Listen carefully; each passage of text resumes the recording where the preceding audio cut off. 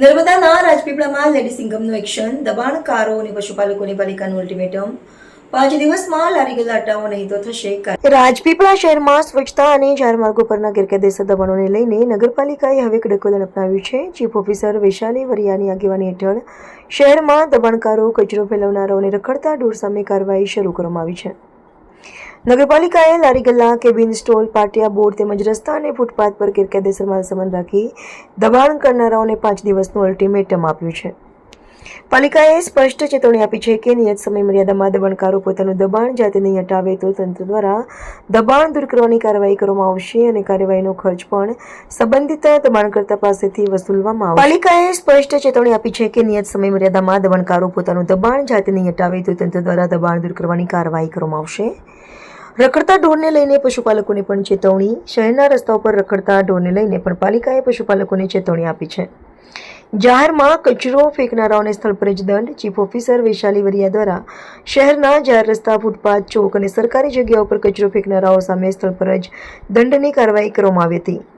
જાહેર રસ્તા, ફૂટપાથ, ચોક કે રસ્તાની સાઈડમાં ગેરકાયદેસર લારી ગલ્લા, કેબિન સ્ટોલ, પાટિયા બોર્ડ કે માલ સામાન રાખનારાઓને ₹500 થી ₹1000 સુધીનો દંડ ફટકારવામાં આવ્યો હતો. ગાંધી ચોક પાસે Kheteshwar medical store seal. Chief officer Vaishali Variya દ્વારા શહેરને સ્વચ્છ અને દબાણમુક્ત બનાવવા અપનાવવામાં આવેલી કડક કામગીરીને કારણે નગરપાલિકાનું તંત્ર એક્શન મોડમાં જોવા મળી રહ્યું છે. આખા નગરમાં ઢોરોનો ત્રાસ છે, હકીકત છે. કેટલા જણે ઢોરોના લીધે જીવ ગુમાવ્યા છે, કેટલા એક્સિડન્ટો થાય છે. તો એ બાબતે એ નોટિસ જે આપી છે, તો અમે તો ઉલટું એવું કહીએ છીએ કે ઢોરો જલ્દીમાં જલ્દી હટાવે અને નગરને સ્વચ્છ બનાવે. સાથે સાથે દબાણની વાત કરીએ તો નાના મોટા દબાણ તો હોય, કેમ કે એનાથી કોઈકની રોજીરોટી ચાલતી હોય, તો એને થોડો નજરઅંદાજ કરીને જે ટ્રાફિકને અડચણરૂપ દબાણ છે તો એ ચોક્કસ હટાવવા જોઈએ અને એમાં અમારો સહયોગ છે. અને માર્કેટમાં જોઈએ તો જે તે તમે જુઓ તો ત્યાં દબાણો કરી દીધા છે, દુકાનદારોએ પડદા નાખી દીધા છે. શું કહેશો એ બાબત?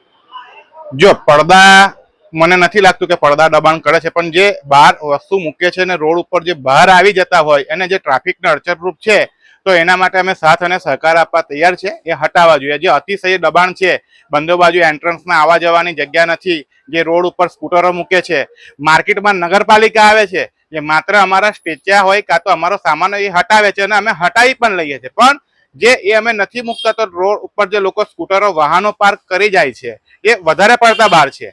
જે માપમાં મૂકતા હોય, દુકાનની પાસે મૂકતા હોય તેનો વાંધો નથી, પણ આજે દુકાનથી 5 ફૂટ દૂર મૂકી અને રોડ ઉપર જે મૂકી જાય છે અને આવવા જવામાં જે બધાને તકલીફ પડે છે એનો વાંધો તો બધા જ વેપારીઓને પણ છે, એટલે એ બી આવકાર્ય છે. પણ જે નાના મોટા જે દબાણ હોય, જેનાથી બીજાની જે આજીવિકા ચાલતી હોય, એવા નાના મોટા દબાણોને થોડા નજરઅંદાજ કરીને બાકીના અમે જે કંઈ સાથ સહકાર આપવાનો હશે તે અમે તૈયાર છે અને એને નોટિસને આવકારીએ છીએ. વર્ષોથી ચાલી રહ્યું છે. નગરપાલિકા દબાણો દૂર કરી જાય, ફરી પાછા યથાવત થઈ જાય છે. પ્રમુખ તરીકે તમે શું કહેશો વેપારીઓને બી? જો વેપારીઓને કંઈક કહીએ કે એવું સ્વૈચ્છિક પોતાની નૈતિક ફરજ સમજીને બધાએ કરવું જોઈએ. હું પ્રમુખ તરીકે કહું કે નગરપાલિકા આવીને વારી ઘરે હટાવી જાય, ઠીક છે, પણ હું એટલું જ કહીશ કે પોતાની નૈતિક ફરજ સમજીને બધા પોતપોતાની રીતે આ દબાણ પોતાની જાતે દૂર કરી દે. નામ તમારું?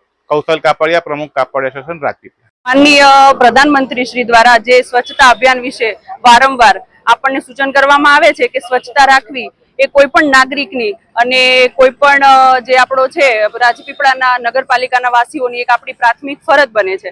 અને અમારી જે નગરપાલિકા રાજપીપળાની ટીમ છે તે સતત 8 દિવસથી સ્વચ્છતાની જે છે તે ઝુંબેશ ઉપાડેલ છે. અને પ્લાસ્ટિક વેસ્ટ અને ખાસ કરીને સિંગલ યુઝ પ્લાસ્ટિક જે છે એમના પર અમે લોકો આકરા પગલાં લઈ રહ્યા છીએ. અને જેના ભાગરૂપે અમે લોકોએ અત્યાર સુધીમાં 70 જણાને નોટિસ ફાળવી છે.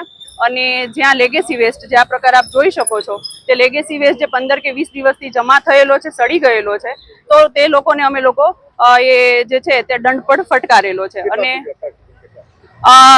આપણે 30 થી 35 જેવા લોકોને દંડ ફટકારેલો છે. અને હજી પણ આ ઝુંબેશ ચાલુ જ છે.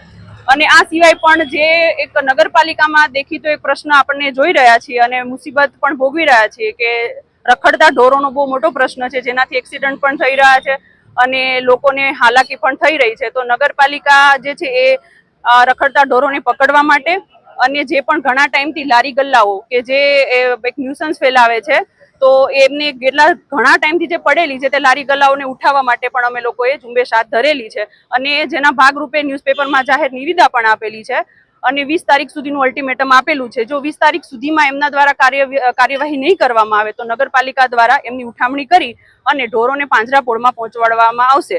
અને જી અને મેડિકલ વાળામાં જે ઇસ્યુ છે એ છે કે એમનું લેગેસી વેસ્ટ 15-20 દિવસથી જમા થયેલું છે અને વારંવાર અમારો 45 મિનિટ જેવું અમે લોકો એમને મનાવ્યા, સહકાર આપવા માટે વિનંતીઓ કરી વારંવાર, છતાં પણ એમ ન માન્યા. એટલે જેના ભાગરૂપે અમારા સ્ટાફ દ્વારા ઘણી વિનંતી કરવા છતાં પણ ન માનવાથી અમે લોકો એમને સીલ કરેલી છે.